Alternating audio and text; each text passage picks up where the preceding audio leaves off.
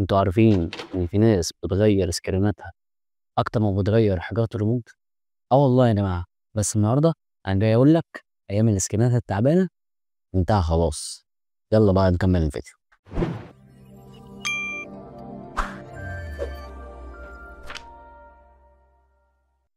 ازيكم يا جماعه؟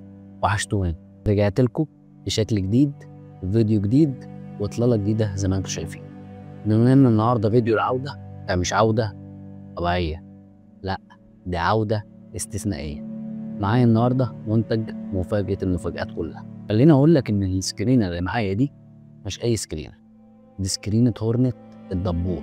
السكرينه المصممه علشان تحمي موبايلك بافضل شكل ممكن. نفتح كده الباكت من اول حاجه. السكرينه مصنوعه من الازاز المحمل اللي يستحمل الصدمات واللي يستحمل معاك الاستخدام اليومي بكل سهوله من غير ما يحصل لشاشه موبايلك اي حاجه. يعني خبط ورزع براحتك وما تخافش على شاشه موبايل. بالنسبه بقى لحواف السكرينه فهي مشطوفه من الجناب، يعني واخده شكل كيرف بسيط من الجناب، بحيث لو جيبك فيه مفاتيح، فلوس، معدن، اي حاجه معدن، اول ما تحط موبايلك في جيبك ما يتكسرش من الحواف زي ما بتتكسر في السكرينات اللي احنا عارفين الشعبي. السكرين الشعبي اول ما بتحط الموبايل في مكان فيه اي حاجه معدن بيبقى سهل ان هو يتكسر من عند الحواف بالظبط. ليه؟ لانها بتبقى حاده. انما السكرين اللي هو من الدبور بتبقى جايه بشطفه من الجناب، واخده شكل كيرف بسيط بحيث ان هي ما تتكسرش بسهوله من عند الحواف. اما بالنسبه للزق فدي ميزه لوحدها.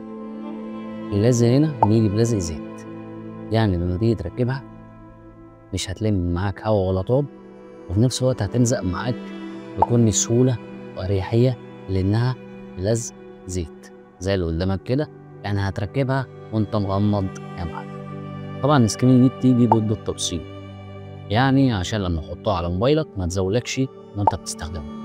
بالنسبه للباكت فزي ما انت شايف كده الباكت حاجه محترمه جدا، حاجه شيك جدا، حاجه فخمه جدا. باكت محمل، باكت شيك، باكت بيجي بلمعه حلوه جدا زي ما انت شايف كده. باكت مصروف عليه بجد. وطبعا بيكون محتوى الباكت عن 5 سكرينات من مثلا من الموبيل، وبيجي معاها المناديل بتاعتها. يعني الباكت فيه 5 سكرينات ومعاه المناديل. لو بتدور على حاجه تجمع بين الجوده العاليه والسعر اللي يناسبك يبقى سكرينة هورنت الدبور افضل اختيار ليك. سكرينة هورنت الدبور حمايه تستحق ثقتك، متوفره حصريا على ابلكيشن جمله، متوفر كمان كميات بسعر خاص جدا لتجار واصحاب محلات اكسسوار المعبد.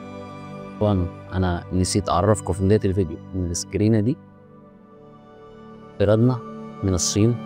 يعني طبعا زي ما انتم عارفين ان احنا الحمد لله بفضل الله شغالين في مجال السكرينات دي بقالنا سنين، والحمد لله اسم محل بيت السكرينه معروف ومحل خاص بالسكرينات.